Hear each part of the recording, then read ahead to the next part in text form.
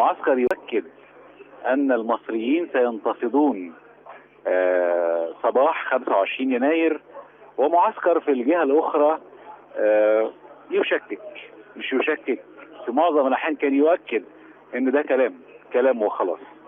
لكن كانت ثورة 25 يناير اللي قلبت الموازين مش بس في مصر الحقيقة، لكن في المنطقة العربية كلها، ويمكن كان لها تأثير كبير على المنطقة الأفريقية وعلى العالم، وهنتكلم في تأثيرها على المنطقة الأفريقية وعلى العالم بالتأكيد.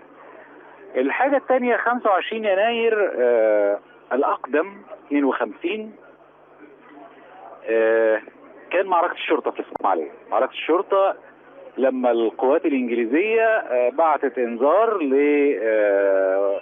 لوزير الداخلية بإخلاء اسم البستان اللي هو مقر مديرية أمن الإسماعيلية حاليا من جميع العسكريين، عشان جنرال إكسهام قرر إن هو ياخد هذا المكان، واستبسل الجنود والضباط رغم قلة العتاد وقلة الأسلحة وضعفهم وقلة عددهم، حتى سقط منهم 56 شهيد.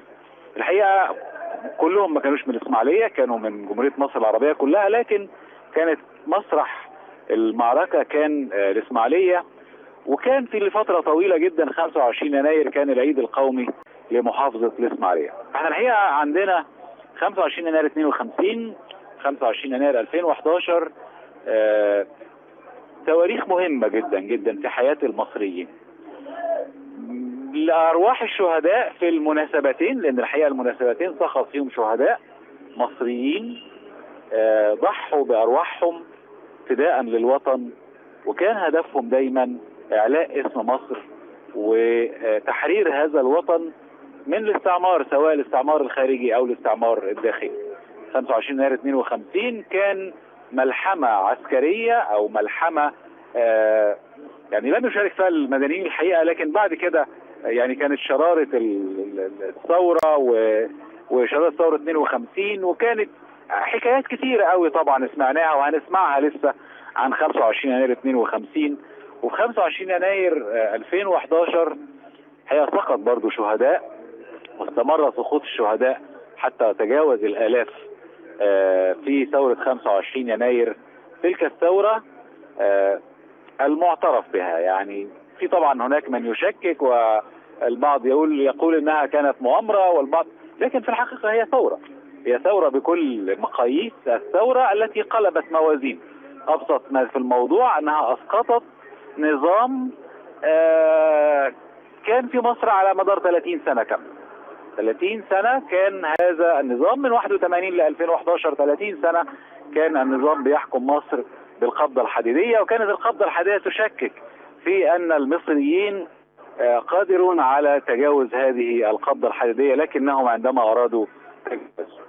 الحقيقة معايا ضيف يعني النهاردة، وكنت حريص ان هو يكون معايا شاب من شباب الإسماعيلية المحترمين، مش لأنه أحد شباب الإسماعيلية بس، لا، لكن هو الحقيقة موسوعي شوية في منطقة الدراسات أو في منطقة السياسة المتخصصة في الوطن العربي، الدراسات الأفريقية، الدراسات العربية، وبيشتغل في هذا المجال وهو باحث في هذا المجال وله أبحاث كثيرة جدا جدا.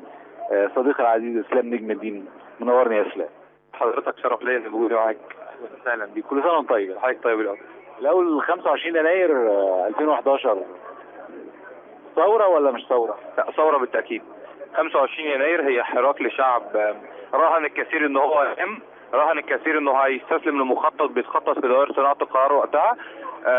الشعب كان محتاج شراره، في الشباب نزلوا قالوا احنا هنغير، والناس اتحركت تلقائي، وان ممكن يبقى في حشد، ده طبيعي في اي ثوره، لكن الناتج ان الناس كانت نازله تغير وضع سيء لوضع افضل. وبما ان النظام سقط نتيجه لعوامل متداعيه، ولان هو نفسه كان جواه صراعات، اصبحت ثوره بسقوط الرئيس. ايا كان طالما سقط الرئيس تصبح ثوره. قد نختلف او نتفق على بعض احداث سياسيا، يعني تعريف سياسي، تعريف سياسي. نتفق او نختلف في بعض الاحداث الداخليه، لكن هذا لا يمكن انها ثوره، بل هي ثوره تنويريه، لانها فتحت ابواب وعي كتير جدا الناس ما كانتش تعرفها. الناس شافت مساوئ للانظمه السابقه وشافت تطلعات، بدات تعمل مقارنات اوضاع، بدات تشوف العالم العربي هيتغير وتغير فيه ايه بعد مصر. هنا كان نقطه بنسميها نقطه شراره انطلاق الوعي. الوعي بيواجه موجات من التغييب والقوه، لكن هي نقطه ايجابيه مصر بتنطلق منها. طيب يعني التشابه ما بين 25 يناير 52 و25 يناير 2011، الإرادة في 25 يناير 2011 الناس كان عندها إرادة تغيير، فنزلت وما خافتش من الواقع، وكان عندها أمل إنه هيحصل تدخل إلهي لنجدة مصر. 25 يناير 52 الدفاع عن مقدرات ومقدسات الوطن تمثلت في جنود معاهم بنادق ضد دبابات، ضد محتل غشيم، ضد محتل عايز يقهر الجنود دول عشان يرجع تاني يستولي على منطقة القناة لأنه شاف شرارة التحرير. خليني اقول لحضرتك، المصري بيتميز بالإرادة، إذا تملكته إرادة الإنتاج هينتج، إذا تملكته إرادة المقاومة هنا تلاقي كل الأنظمة اللي عايزه تجبر الشعب المصري بتكسر راسه، بتخليه يتلهي في المشاكل الداخليه علشان خاطر ما يفكرش. عشان كده في سنه 52 قامت بعدها حرايق ومظاهرات وتغيير حكومات، لكن الشعب كان واقف. فلما الجيش اتحرك وعمل ثوره 52 الشعب التف عشان ينقذ المقدرات اللي هو دافع عنها الجنود اللي استشهدوا. في 2011 كان في لقطه مثيره، ان الناس حمت بعض وامنت بعض. الناس ما خافتش من دعاوي التخويف والبلطجه، كان الناس عندها اراده انها تحافظ على وطنها. في مخططات طبيعيه، ان في اعداء للدوله، لكن الناس هو الرهان الحقيقي على الوعي. كل واحد امن بيت جاره، نزلت الناس سوا، ما كنتش تعرف مين جارك. حاله الخوف اندثرت لما الناس بقت مع بعض، الناس كانت بتبص تبتسم لبعض، فدت لبعض الامل. وهنا المصري دايما بيحافظ على الامل والابتسامه، اذا ضاعوا اعرف ان المصري في ازمه. يعني على 6 سنين طبعا عندنا يعني احداث كثيره جدا جدا وحراك سياسي اذا جاز التعبير، يعني في مفهوم او في التعريفات السياسيه ما يسمى بالحراك السياسي.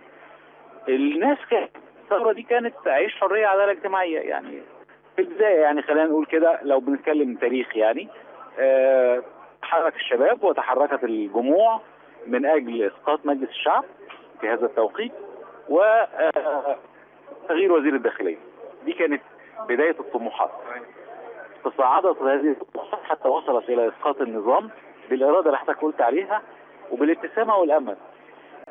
يعني كيف ثارت ولماذا ثورت هذه الإرادة وهذه الابتسامة وهذا الأمل، على الرغم أن العكس هو اللي كان المفروض يحصل، أن يعني تزدهر هذه الإرادة، تزدهر مساحات الابتسامة والأمل. وفي ال6 سنين دول كنا نعبر الى مرحلة تانية خالص. احنا دلوقتي يعني خلينا نعترف كده بشكل واضح، هناك كثير من يلعن هذه الثورة الان ويقول احنا كنا عايشين كويس واحنا كنا مستريحين، ودلوقتي احنا الغلا والكوى والدنيا وده كلام منطقي جدا. احنا فعلا عايشين. ليه يعني لم تكتمل هذه الثورة او لم تحقق النتائج التي كان يجب عليها ان تحقق؟ بص، خلينا نعترف بحاجه، ان الناس لما نزلت تغير كانتش تعرف مكونات الدوله الاساسيه. الناس ما فوجئتش ان في كم لوبيات بيلعبوا بالدوله من تحت. في ناس رجال اعمال وبنسميهم مافيا المباركيه او مافيا العهد المباركي، لعبوا بمخدرات الشعب، استخدموا ادوات التخويف، حاولوا يغزوا الثوره. حتى لما الجيش اتدخل وامن الثوره برضه الجيش نفسه عانى من صدامات مع اطياف هو ما يعرفش هي مين. خلينا نتفق كمان ان المنطقه كلها اشتعلت بثورات ناريه وحروب اهليه، وحتى الدول اللي كانت صديقه لنا نفسها اتكوت بنفس النيران. حدودنا الجنوبيه والغربيه والشرقيه اتفتحوا في وقت واحد. فاصبح صانع القرار نفسه في حيره، هل انا هتصدى للي جاي من بره ولا من جوه؟ طب هل اللي جوه نفسه بعبر عن كياناته وفي تالفات، ولا كل سياسي قد تعتقد ان هو زعيم وملهم تعتقد انه غاندي؟ خليني اقول لك ان مصر اتفككت وقتها كل 10 12 في تجمع وحزب وائتلاف وتشكيل سياسي وشبابي. فبدا حتى صار التوقيت ده برضه السياسيين قالوا ان دي يعني ان ده طبيعي، وان ده عقد الثورات بيحصل هذا الحراك وهذه التجمعات وهذه الائتلافات. هنا صانع قرار واجه مشكله، انا هتكلم مع مين؟ هو كان في صانع قرار نفسه ما كانش عنده رؤيه جايز، ما كانش عارف يتصرف ازاي. بس كان الطبيعي ان احنا نوصل بعد سنة، بعد 2، بعد 3 الى منطقه التحرك، حتى منطقه الانطلاق. هقول لحضرتك على حاجه. صانع القرار وقتها كان المجلس العسكري، هو بدأ يتشاور مع الشباب، لقى الشباب اطياف مختلفه وكل واحد عايز القائد بتاعه هو الرئيس. الاخوان تنظيم متمركز على الارض وليه خططه، وبينه وبين الجيش عداءات، والجيش كان يثق تماما هيحصل بينهم صدام.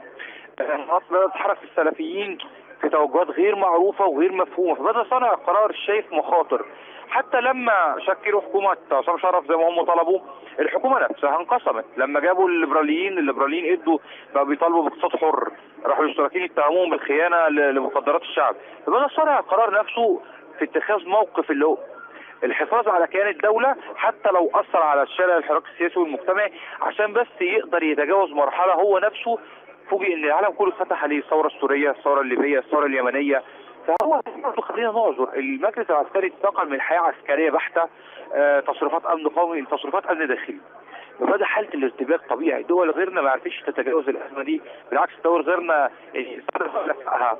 لكن انت حافظت على يعني زي ما بنقول القدر الادنى من الحياه علشان اقدر اتجاوز. انت دلوقتي بتدفع ثمن سياسات نظام مبارك رفض ان هو يعملها عشان خاطر ما حدش يثور عليه، فانت دلوقتي مضطر ليها. حلفائك بيطالبوك بوضع اقليمي انت ما تقبلش ان انت تتورط في الدماء العربيه، فده زاد عليك اعباء. كان عندك دوله زي الولايات المتحده بتضغط عليك، فاصبح صانع قرار حاليا عنده كتير من المشاكل، والجبهه الداخليه بتاعته تعاني من ازمه قويه جدا، وسببها هو اختلاف مفهوم التنميه. كل واحد بيعتقد انه مفهومه صحيح، كل واحد بيعتقد ان رايه صحيح، ان هو الوحيد اللي الكواليتي بتاعه 100%، دون ان يدرك ان هو بيخوض معركه وجود. وفي معارك الوجود دي مشكله مهمه جدا. معارك الوجود بتستلزم التوحيد وحسن استماع القياده السياسيه للناس، بينما في معارك الصراعات او المكاسب يستطيع الكل ان هو يتفق ويختلف على المغنم. لكن احنا دلوقتي بنخوض حرب وجود، ومشكلتنا ان احنا عندنا اعلام ما دون الحكومي بيلعب مصالح، والحكومي هناك حالة تعجيز متعمد ليه، وحالة تقزيم لدور مسفيره ودور مؤسسات الدولة. وده هنا السؤال، والى متى سنترك وعي المشاهد للفضاء؟ يعني هل ده مش واضح في اذهان القيادة، يعني المسؤولين؟ انا مش عايز ارمي العبء كله على الرئيس الحقيقة، يعني رأس القيادة السياسية، لكن نيجي نتكلم في منطقة زي دي، يعني اذا يسمى بالفساد، يعني هو اللي معروف اصطلاحا يعني الفساد الموضوع بس مش موضوع حرامية فلوس خالص. الموضوع زي ما انت قلت كده في صراعات على اثبات فشل هذه الثورة، في صراعات على محاولة التقدم خطوات من مربعات يعني توارت عنها الاضواء الى مربعات مضيئة مرة ثانية، وده عن طريق اظلام مربعات ربما تكون اكثر اضاءة دلوقتي. يعني في يسمى اللعبة السياسية، يعني اللعبة السياسية الموضوع مش فلوس بس بالمرة، يعني المفروض ان ده برضو واضح في اذهان يعني صناع القرار على كل المستويات. مش ممكن اكون انا وانت فاهمين وهم مش فاهمين، معلوماتنا اقل بكتير من معلوماتهم، قدرتنا على اتخاذ القرار منعدمة بالنسبة لهم. يعني اذا كان واضح هذه الصورة لديهم، لماذا يكون هذا التحرك اللي يزيد الامر صعوبة في بعض الاحيان عليهم وعلينا؟ طب خليني اقول لحضرتك على حاجه قالته لي صديقه عندي على السوشيال ميديا على الفيسبوك اسمها مها، بتقول لي النهارده هو احنا وصلنا لانه ثوره؟ هو احنا عايزين ثوره على ايه؟ الثوره الحقيقيه اراده الناس في الدفاع عن مقدساتها. الناس اللي بتروح تبلغ في الرقابه الاداريه وتقول انا شفت فساد، زي مسؤول التموين اللي قال على فساد ال 23 مليار ولا 13 مليار، ده مبلغ رهيب. لو كل واحد امن ان الفلوس دي فلوسه وراح، هو هيجبر الرقابه الاداريه انها تشتغل. هو مش مآمن. هو دلوقتي المشكله دلوقتي يا اسلام ايه؟ ان الناس مش مآمنه. يعني احنا رجعنا لفكره هو يعني اللي بيتغنى واللي بيفتقر. احنا رجعنا، ده موجود فعلا. انا بقول لك بعكس لك واقع، عشان يعني اصل ما ينفعش نحط دماغنا في الرمل ونقول الدنيا زي الفل. يعني بالظبط، يعني احنا عايزين بلد كامله، بلد يعني شعبها يعيش مش تحت هذا الضغط الاقتصادي المرعب. وهو خليني اقول لك ان الشعب متحمل هذا الضغط، وعارف زي ما بيقولوا رابط على بطنه يعني، عشان واعي زي ما انت قلت كده. فكرة الوعي اللي انطلقت دي بقى واعي وخايف ان هو لو صار او تحرك اي تحرك يكون له تأثير سيء على الامن القومي. انا بتكلم هنا عن منطقة صناع القرار. طب ما تساعد الناس.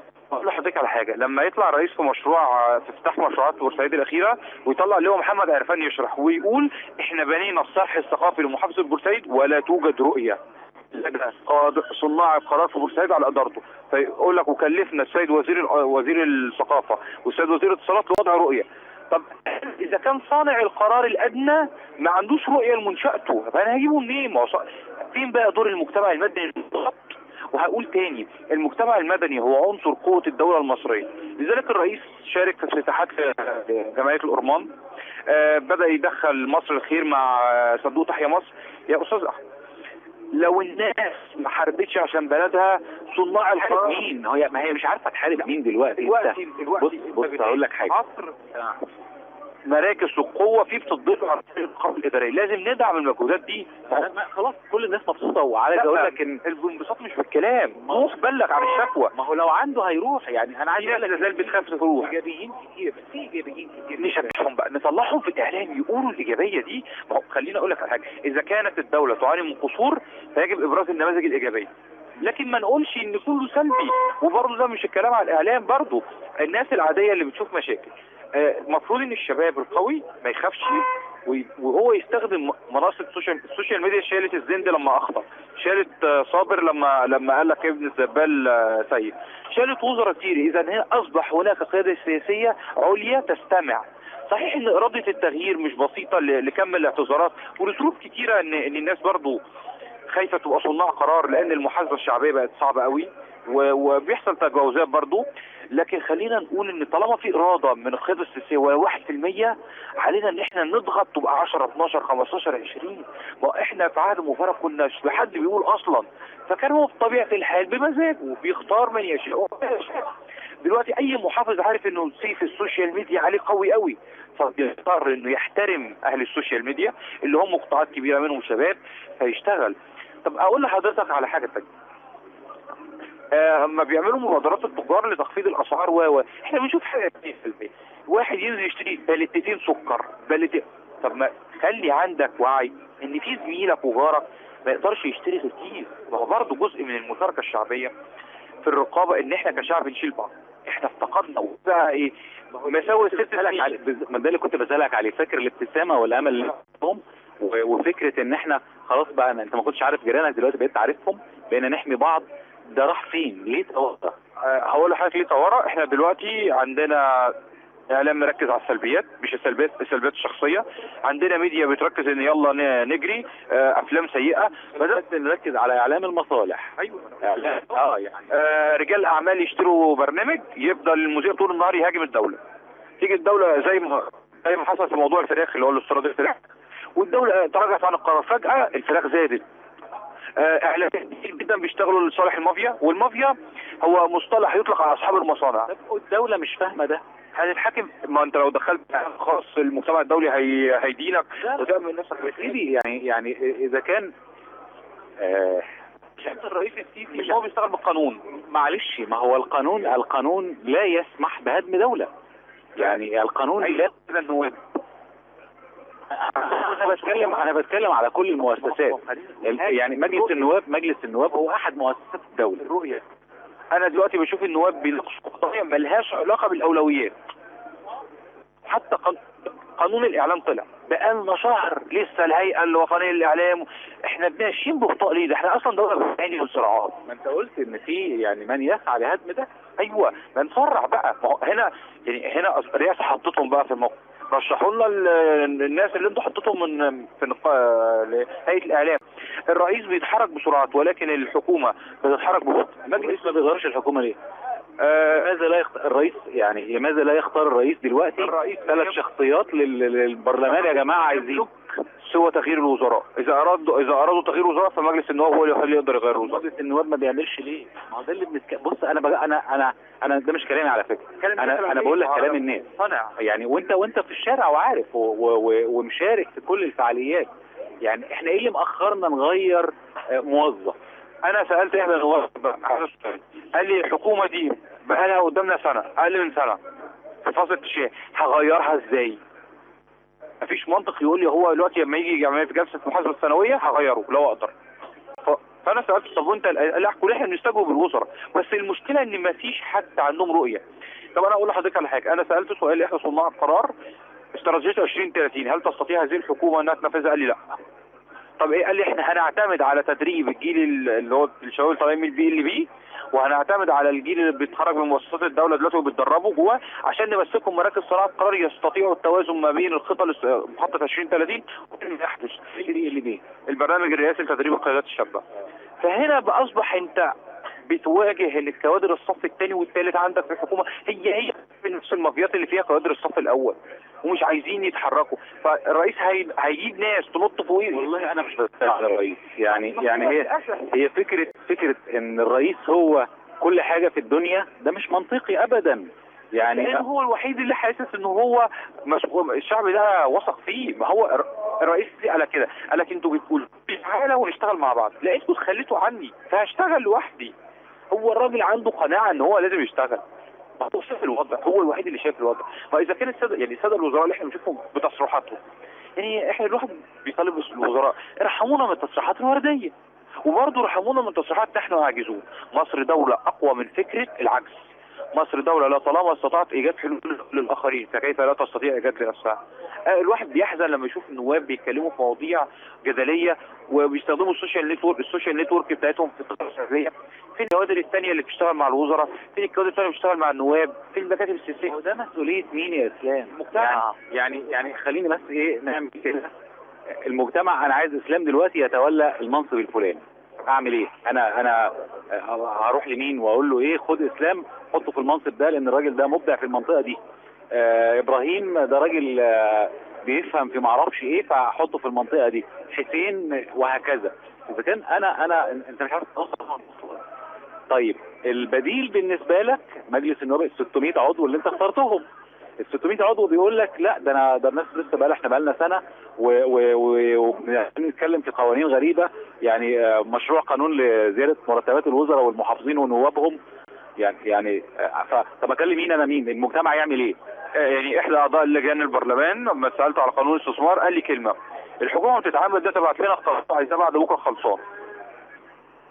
طب يعني ما هو حضرتك اللي قلته ده ان الحكومه دلوقتي عندها بطء رهيب وهي مش فاتحه ابواب السمع، وفي الاخر الناس بتلوم الاجهزه الامنيه. ما هو دي المشكله دي. يعني عايز اقول لك دي الايه؟ الازمه التي نواجهها حاليا هنواجهها في التعديل الوزاري. كيف نتعامل معاها بقى؟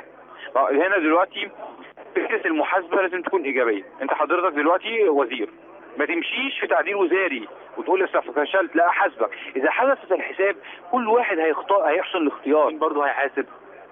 البرلمان ولا الرئيس؟ هو المفروض البرلمان ولا الاجهزه الرقابيه؟ المفروض البرلمان ما حاسبش وبيقول لك ما اعمل له ايه دلوقتي؟ لا احد غيره يملك المحاسبه. طيب هو لا يستخدم هذا الحق الدستوري حتى الان.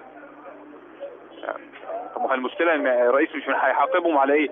البديل بقى الشعبي ان الناس اللي عندها قضايا فساد تقدم بلاغات في النيابه وفي الرقابه ضد الوزراء او ضد المسؤولين دول. هو ده الحل الثاني بقى. ده اللي بيحصل. انت ما عندكش مستندات، انت بتسمع كلام. طب ما هو كده كل الطرق اتقفلت، هتلجا الناس بقى تلجا هنا لحلول العنف. بالظبط، ده اللي انا بتكلم عليه. حتى لا نصل الى مرحله ان احنا نقول لا نفكر ان احنا نقف في الشارع تاني وان احنا نروح نشيل واحد بالقوه وان احنا نقول ده لا لازم ان احنا نروح نضربه. دي ابواب الاستماع. ما هو هنا بقى بيسموها ايه؟ تخفيض الكتله الحرجه. احنا دلوقتي بيقول لك كل ما تكاثر اعدائك لازم تخفضهم وتثبتهم. اللي بيحصل دلوقتي تجميع ليهم. وهنا يعني خلينا نقول انهم بدأوا يحاولوا الاسابيع الاخيره انهم يسمعوا للناس. هو الرئيس لما اتكلم في اخر مرتين قال ان انا حاسس ان انا عارف مشاكلكم، وهنا بتبدا تخاطبهم. وكان اول مشروع تقريبا اللي هو كان بتاع المزارع السمكيه هيبدا يحول فكر الدوله من الفكر المشروعات القوميه ذات البعد الطويل لمشروعات صغيره عشان يبقوا الصوب الزراعيه وبركه بحر غليون اللي هم بيقولوا عليها. هم هنا هيبدا الرئيس ينزل فكر المسؤولين اللي تحتيه اللي بيستنوا التعليمات دول لفكره ايه الانجاز السريع عشان الناس تحس بالتغيير. ما هو هنا ما قدموش غير كده، رفاهيه صناعه القرار طويله المدى والخطط العشريه والخمسيه. الناس بتبص على بكره الصبح. يا استاذ احمد لك حضرتك ان تتخيل انك تشتري حاجه النهارده 300، بكره الصبح 350، بعد بكره 450. مين هيتحمل؟ مافيا الدواء بتتاجر بالام الناس. فاضطر الجيش يعمل مصنع للامصال والمسكنات والادويه. مش ممكن الدوله كلها تتعسكر، مش ممكن الجيش يعمل كل حاجه. ما هو الجيش هيعمل وهيسلم وزاره الصحه عشان يلغي. احنا بنرجع تاني لنفس المنظومه. ما هو وكان مع وزاره الصحه، هو اداها لوزاره الانتاج الحربي. ماشي. وزاره الانتاج الحربي قالت لك انا هطلع المخزون واعمل سيستم الكتروني يسيطر بيه. لك حضرتك انت تتخيل، وده الناس هتشوفه ان في الاشهر الجايه لما تيجي وزاره الانتاج الحربي تخلص فلتره بطايق التموين هتلاقي اسم واحد 10 بطايق زي برضه قضيه فساد نرجع لها تاني. ما هي نفس المنظومه، هو نفس الموظف اللي بياخد دخل عالي ومش محتاج هو بياخد رشوه. فطبيعه الحال ان بتنتشر الرشوه في المستويات الادنى والناس اصبحت تماما تدور عليه ياخد رشوه. فاحنا هنا اذا فقدت معادله الدين والاخلاق والترابط الاجتماعي هتفقد كل معادلات الانتماء، وده الخطر بقى. انا الحقيقه هنا بس انا مش عايز ارمي كل اللوم على المجتمع المدني، على الناس يعني. لكن احنا يعني خلينا نقول مثلا ان احنا عندنا عدد من الاحزاب دلوقتي ضخم جدا جدا. 100 حزب تقريبا. اسماعيليه فيها حوالي 23 حزب دلوقتي. اللي نعرفهم من الاحزاب دي، او خلينا اقول لك رقم، يعني ان عدد اعضاء ال 23 حزب المنتمين لل 23 حزب لا يتجاوز 850 واحد. ده بشكل يعني لو رحنا كده جبنا حزب سين هنلاقي عدد اعضائه 250 واحد، صاد 150 واحد، في احزاب هي الامين العام وابن اخته. ففكره المجتمع المدني هنا 750 جمعيه، عندنا 750 جمعيه اهليه، 3-4 جمعيات اللي معروفين والباقي مجرد اسماء في كروت. طب اذا كان هذا هو حال المجتمع المدني والمواطن، انت عارف اصلا ان هو مش عايز اقول لك ما عندوش ثقه، لا هو كافر بهذه المؤسسات المدنيه، لان هو عارف انها لم تؤدي ولم يعني تبدي حتى نيه الاداء الجيد. فطب يروح فين؟ طب وينتمي لمين؟ ممكن على من خلال منبر حضرتك اقترح اقتراح. ليه السيد المحافظ او المسؤولين ما يعملوش مجلس اعلى للمجتمع المدني في كل محافظه، ويجبر الجمعيات الاهليه بقى الكتير قوي اللي عندهم ورق كتير دول انه يقدم مشروع ويشتغل عليه في مناطقات محدده، واذا فشل في اثبات يخلي يعني يحل الجمعيات دي ويوقفها ويستدعي عناصر من مجتمعها المحلي تمسكها وتديرها. خليني اقول لحضرتك على حاجه، كل القوانين لا تجيز الحل، كل القوانين اللي عندنا في مصر من الخمسينات والستينات بطيئه. على صانع القرار ان هو يهز شويه الحاجات دي. هل يملك المحافظ هذا القرار؟ يعني المحافظ يقدر يجيب جمعيه كده ويحلوا الجمعيه دي يا جماعه، ولا لازم حكم قضائي؟ لا يشوف انشطتها خلال السنوات اللي فاتت وبعت لها تحذير ان ما اشتغلتش في منطقه كذا وكذا طبقا لبرامجها دي هيتحل، وقانون الجمعيات الاهليه الجديد هي فيه كده. لازم هو يتحرك. خليني اقول لحضرتك على حاجه، في مصر صانع القرار ان لما يتحرك الناس ما بتتحركش. المحافظ جمعيات كتيره ما بتشتغلش، بس لازم هو نفسه يديها، يقول لها تشتغلي في 1 2 3 4. انا شايف السيد المحافظ مركز قوي في الاميه وفي العشوائيات الفتره الاخيره، بس علينا ان احنا نخرج من فكره ان احنا ندرب نحو الاميه لفكره اوسع، هو تغيير معتقد الاميه. اصل معتقد الاميه ليس هو القراءه، معتقد الاميه هو الحقوق والواجبات، هو الصحه، هو فكره التشبيك بين المجتمع المدني. دلوقتي منظمات المجتمع المدني كلها بتقدم طلب تقابل المحافظ ويفضلوا يرغوا والراجل يقول لهم حاضر هنستجيب، بس في النهايه لا هم عندهم استراتيجيه، هم عايزين ينقلوا هو نفسه اداهم تكليفات محدده بتايم سكيجول تايم بلان عشان يشتغلوا عليها. يعني انا في المؤسسه اللي انا بنتمي ليها بننزل ندرب في المجال الامن القومي والاقتصاد احزاب وجمعيات اهليه صديقه ورحنا مراكز شباب. احنا فوجئنا بحاجه واحده، الناس تجيد الاستماع تجيد السؤال ولكنها لا تجد الاجابه المناسبه، ودي خطر. انا اسال محدش بيجاوبني، دي علامه استفهام، وان جاوبوني يجاوبوني في النقطه اللي هو كل حاجه تمام وان شاء الله والف الف مبروك. الشباب اذا اردت تستقطبه احترمه، حتى لو في مشاكل قول له في مشاكل هيسمع لك. طيب خلينا يعني نتكلم بشكل عملي بقى. اذا هذا هو الوضع، يعني التشخيص، احنا اتكلمنا في التشخيص، فلازم نتكلم في مقترحات حلول على الاقل. يعني ما كانتش حلول يبقى مقترحات حلول.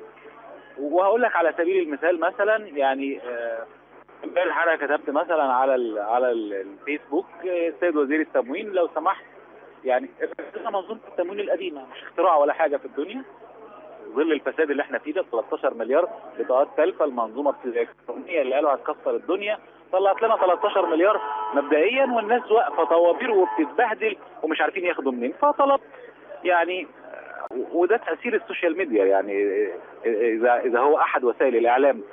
فلقيت النائبه امال رزق الله كاتبالي بتقول انها يعني قرت وزير التموين البوست، فقال لها قدمي مقترح قانون بهذا الموضوع. عشان نقدم مقترح قانون، حتى انا كتبت لها تاني الموضوع مش محتاج مقترح قانون، الموضوع محتاج تعليمات، محتاج قرار اداري من وزير يا تموين، تعميم على كل المحافظات، اربطوا البطاقات التموينيه على البقالين التموينيين وجمعيات، وكل واحد حسب منطقته ومش عارف، ونرجع زي زمان وبكره يبدا هذا النظام.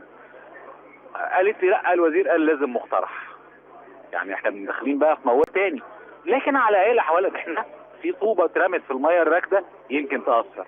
طيب عشان نتحول من فكره الشكوى ومن فكره لعن الظلام الى فكره البحث عن نور وفكره تقديم مقترحات، ما الذي يجب على الشباب، خلينا اقول للشباب مش شباب معنيين قوي، ما الذي يجب على الجمعيات الاهليه، ما الذي يجب على الاحزاب في هذا التوقيت. طيب انا هطلب من حضرتك اقول اقتراحين وانا حتى يعني بعد لهم صياغه كده.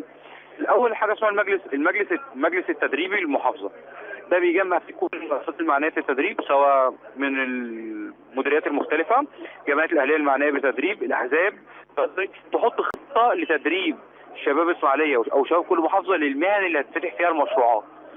من خلال ابدا اعمل للشباب دي، اجيب الصندوق الاجتماعي او مشروعك وابدا اعمل معاهم سيركونايز، حاجه اسمها تشبيك، ونبدا نفتح مشروعات صغيره تتولى الدوله او المحافظه تسويقها في مناطق معينه او المناطق المحتاجه لها. هخفض كتير من حده التوتر.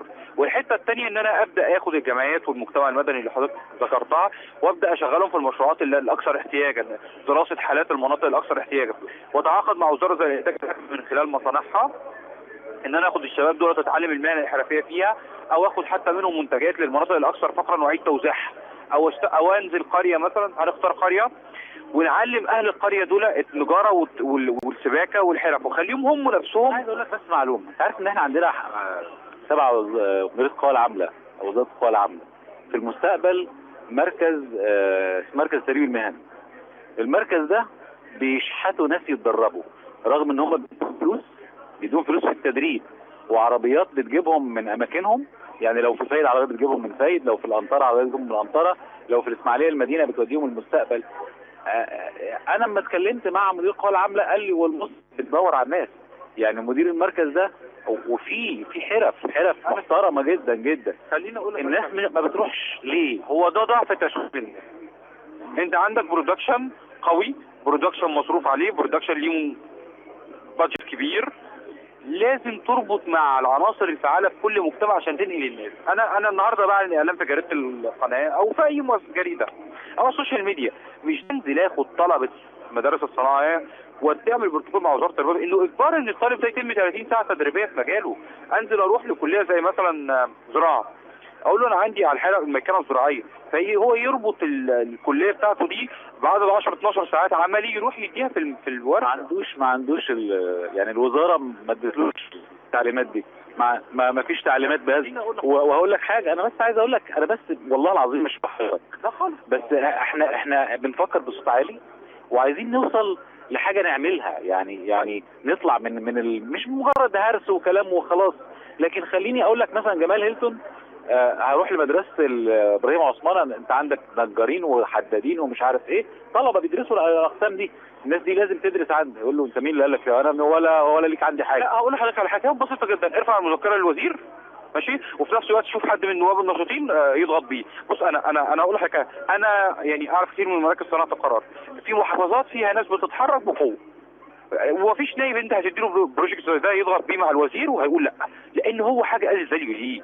بص احنا عندنا ضعف وسائل الاتصال ما بين النواب والمديريات الخدميه والمحافظين في سوء تفاهم بينهم، هم ما بيتصارعوش، ده هم المفروض بيتكاملوا. وانا ما بتكلمش على سيد جمال هيلتون لان هو شغله كويس يعني، ولكن هو عنده ضعف في الجانب التسويقي. بقول لك مثال غيره. خليني اقول لحضرتك على حاجه، خلينا نخرج من اطار ما عنديش الاستطاعه لفكره ان انا ارفع جواب للوزير واحنا كلنا كمجتمع مدني واعلام هنضغط وراه. استاذ احمد، لم نعد انت دلوقتي في عصر رئاسه الجمهوريه ممكن تروح تقدم مقترح في الاتحاديه، مفيش حاجه اسمها ما اقدرش. فكره ان انت دلوقتي السوشيال ميديا بتاثر على وزير بيعتذر، فمش هنقدر ندعم مشروع لتدريب شبابنا.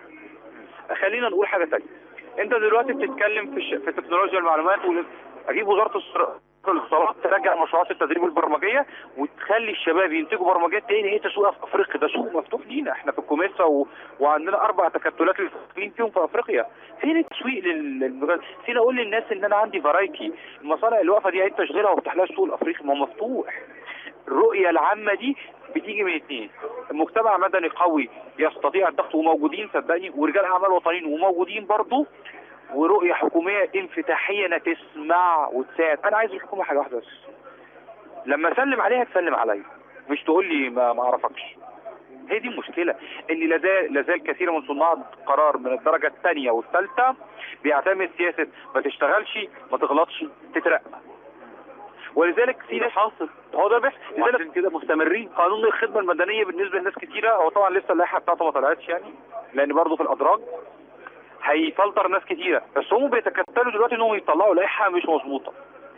خليني اقول لحضرتك على حاجه، كم العماله الزايده او اللي احنا بنسميه ممكن يتحول في لحظه لعماله انتاجيه، ولكن مين ياخد الضربات الحديديه ويكسر بيها؟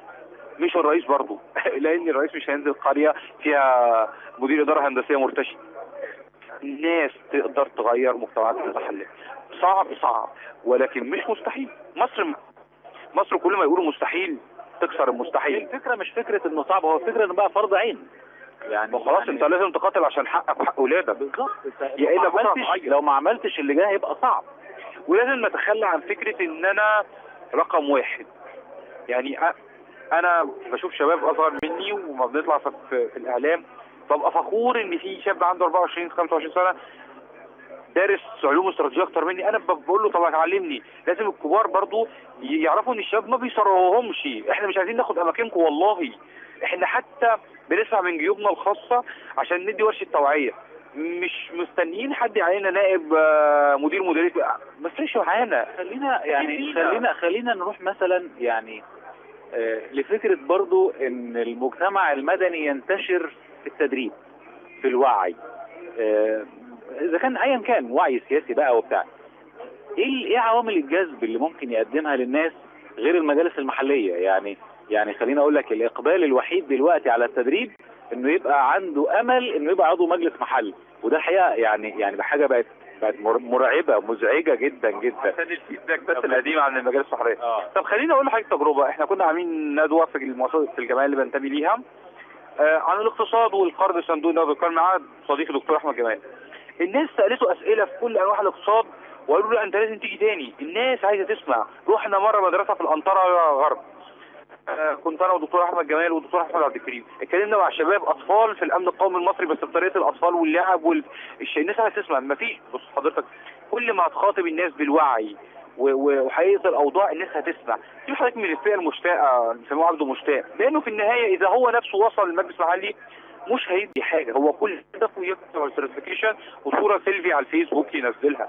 ده ما فيش منه خوف لان هو ضرره على نفسه، يعني هو نفسه شمعة تحترق من اجل نفسه.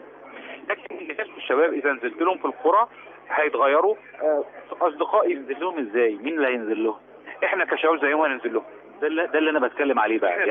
يعني اسلام نجم الدين مثلا هياخد مجموعه كده من الشباب الواعي المستنير اللي قاري اللي عنده فكره عن الاستراتيجيه والامن القومي والامن والتنميه المستدامه والتنميه الصناعيه والتنميه الزراعيه، هيعمل تكتل كده وينزل بقى يضغط زي ما انت قلت كده على مدير التربيه والتعليم. انا لازم ادخل مدارس الثانوي، انا لازم ادخل مدارس الاعدادي، انا لازم اروح ده ممكن يحصل.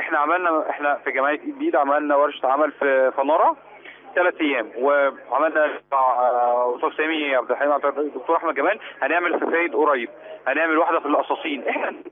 احنا كشباب بننزل. وخليني اقول لحضرتك على حاجه، الناس حتى اللي بنقابلهم، يعني انا جالي اتصال امبارح على الفيسبوك بتاعي، واحده قالت لي انت اديتوا عندنا ورشه عمل في المدرسه من 2 سنين، احنا عايزكم تيجوا عندنا تاني في الانطره. فاديتها ارقامي وقلت لها طيب يعني بعد اسبوع هنتفق نعمل ورشتين عندك في الانطره غرب.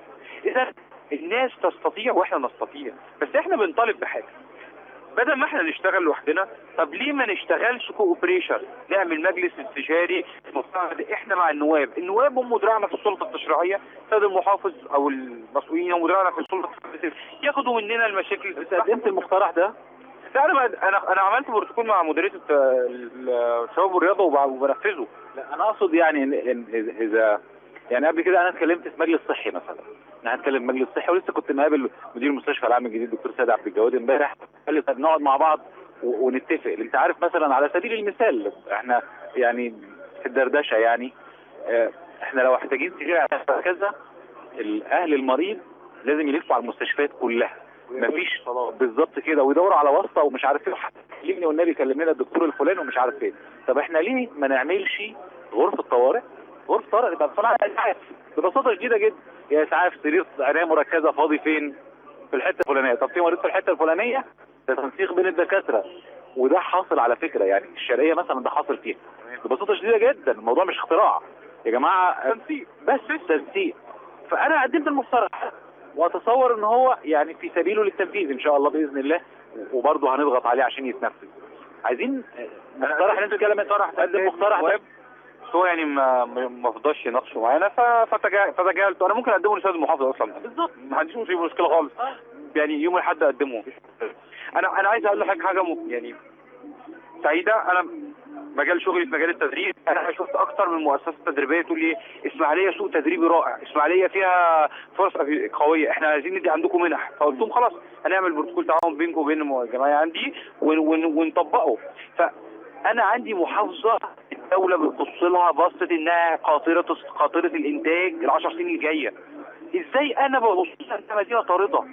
ازاي انا بقول للناس مفيش؟ اسماعيليه تمتلك اسماعيليه يمكن المدينه الوحيده اللي بتمتلك من الفرص، ممكن تسميها مدينه صناعيه، زراعيه، سياحيه، بحريه.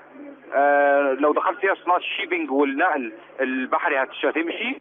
اسماعيليه مدينه بتقول انا امكانيات.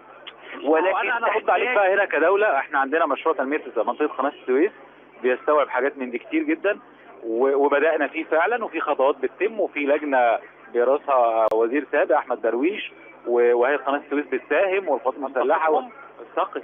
فين السيد المحافظ يطلع يقول لنا المشروعات اللي بتحصل وحجم الانتاج واللي فيها؟ السيد المحافظ بيروح يزور اسماعيليه الجديده كتير. هو انا اصلا عرفت ايه الخطوات بتاعتها؟ هنا ضعف تسويق السلطه التنفيذيه لانجازاتها. انا ما تلومنيش ان انا بنتقدك، حضرتك اللي مش واصل لي، انا مش مفترض اسعى لك.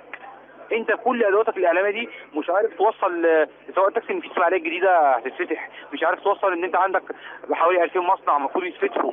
حضرتك اللي عاجز عن ايصال فكرك ليا، مش انا اللي المفروض اسعى لك. حضرتك موظف في الحقوق، اي مسؤول موظف تقاطع اجر وراتب عن انجاز او بنسميه تحقيق ما يرغب او الحد الادنى من متوسط الشعب ما لم تصل للحد الاعلى.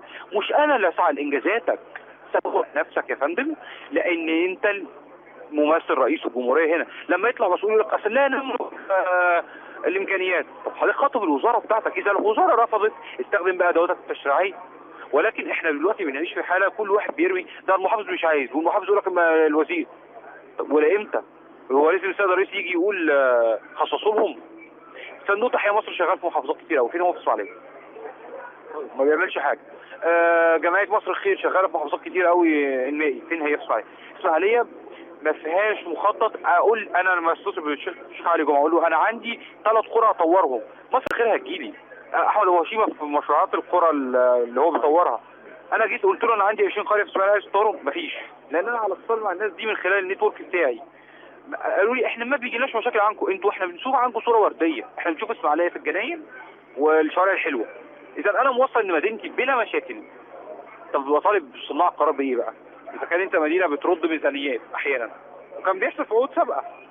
فلازم انا اذا كان يعني اقول احتياجاتي. هل احنا عندنا اسماعيليه؟ انا سمعت من حوالي 6 اشهر المحافظ يعتمد اسماعيليه مش عارف 2020 الخطه الاستثماريه.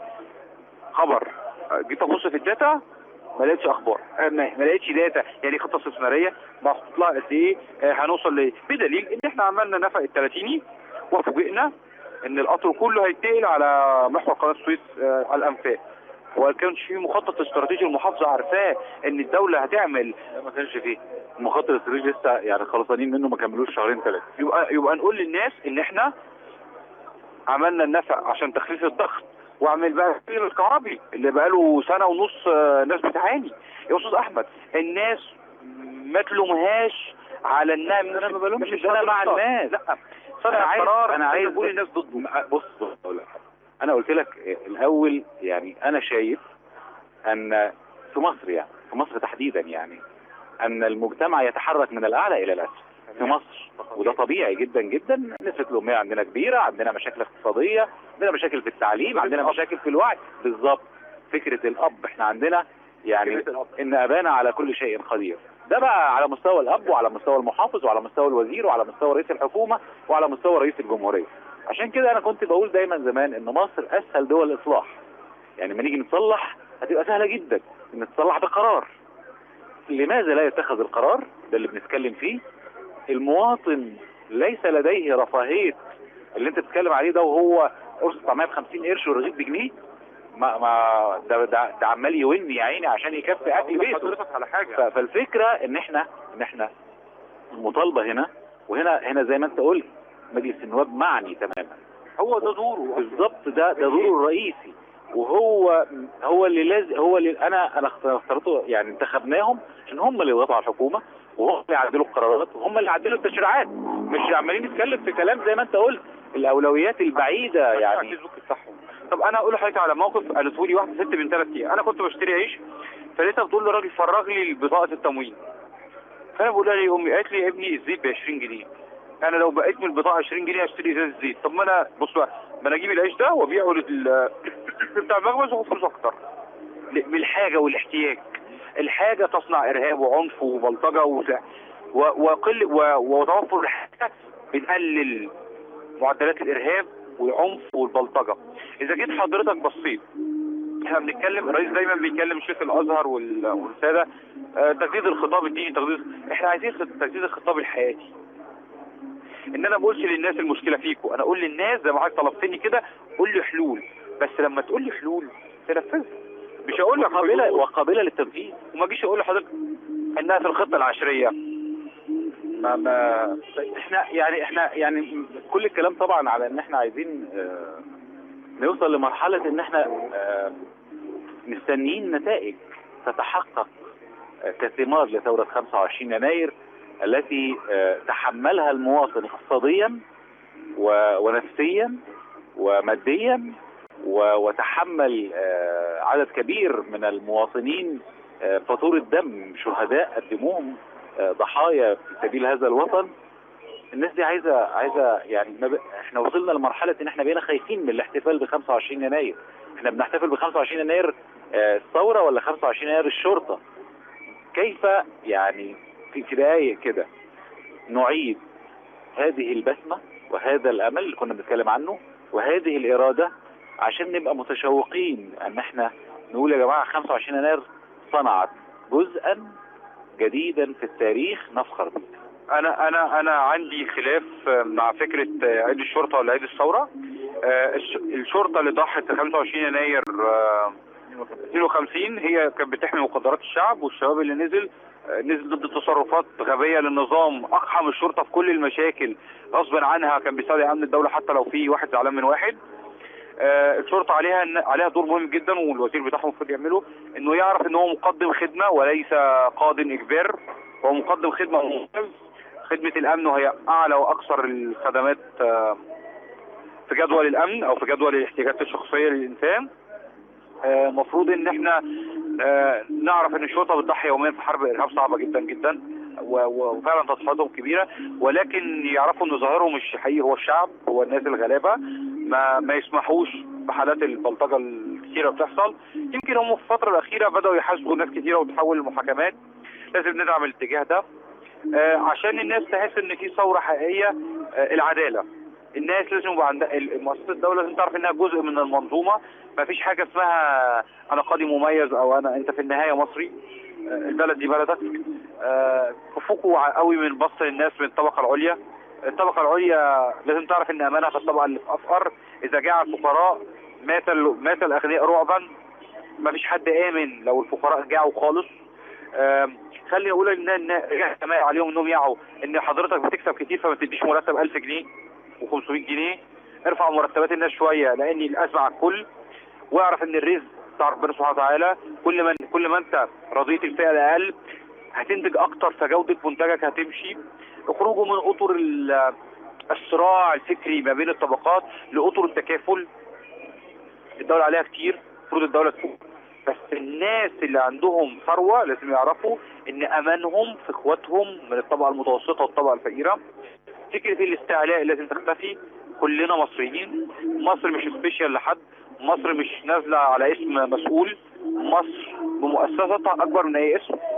مؤسساتنا العسكريه خرجت ابطال من ساعه ما عملها محمد علي. الشرطيه خرجت ابطال. القضاء خرج رجال. مصر مش ملك افراد. وده حتى يعني في واحد كان بيسقفوا للرئيس من كام شهر قال لهم تحيا مصر بيك. قال لهم تحيا مصر بنفسك. كلنا هنزول في اجيال تانية هتطلع. اذا الاجيال التانية دي ما شافتش باقة امل صدقني يا استاذ احمد الموضوع بقى صعب قوي. الجيل اللي طالع ناقم على نفسه. حتى الطبقات اللي ما بتعانيش من مشاكل ناقم على نفسها. يعني انا بشوف حالات الحاد وشذوذ وكلام على السوشيال ميديا قلبي بينقبض ان الولاد دول منفلتين. سالوا فين باباك يقول لي بابايا هو فاضي. وبتلوم برضه الاب لو جيت كلمته هيقول لك كلمه واحده انا مطحون. هنا دورنا كلنا اسلام يعني. والاعلام الشعب بعيدا عن اعلام المصالح اعلام السبوبه عليه دور طبعا. ويعني اتصور ان انا واحد من هذا الجهاز اللي بيسعى لتحقيق هذا الدور بشكل او باخر حتى لو خد وقت.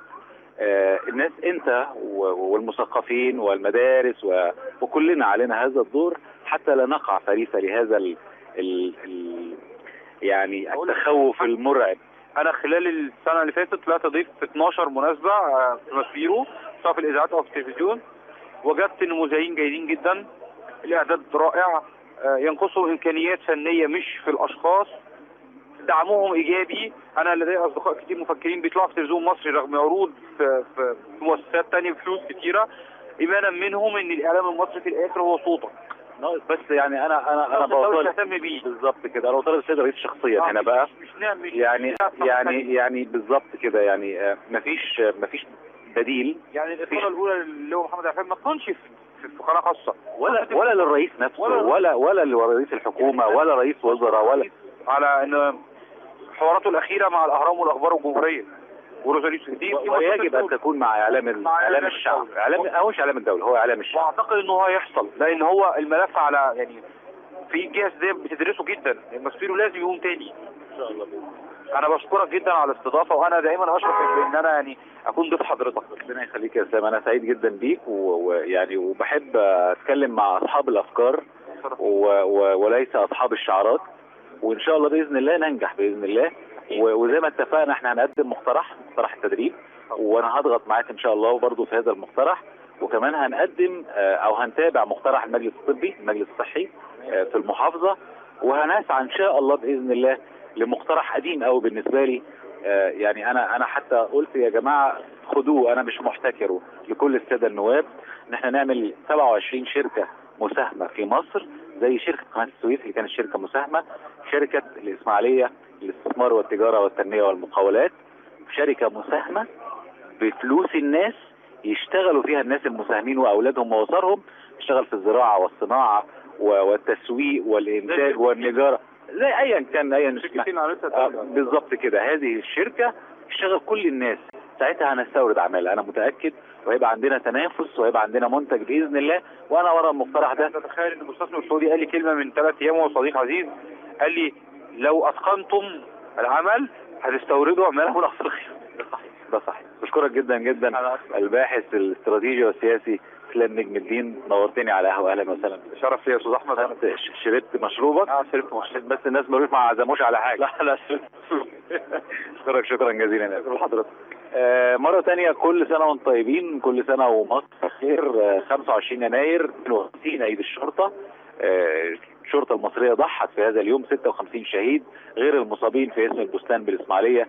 25 يناير عيد الثورة المصرية 2011 والتي أزاحت نظام جثم على قلوب المصريين ل30 عام، ولكنهم لم يحظوا بنتائجها حتى الآن، وأتمنى أن يستمتعوا بنتائجها في السنوات القادمة. نتمنى نحتفل ب 25 يناير إن شاء الله 2018 وحالنا أحسن بكثير. أشكركم شكرا جزيلا. إن شاء الله الثلاث الجاي حلقة جديدة على القهوة في مكان تاني، ونلتقي معكم دائما. تحياتي أحمد فاروق، ميكروفون يعود إلى استديوهاتنا بصحبة الزميلة جيهان العاصي. إلى هناك. إذاعة القناة من الإسماعيلية، وتحية للزميل أحمد فاروق وضيوفه الكرام. وهذه حلقة من برنامج على القهوة قدمها لنا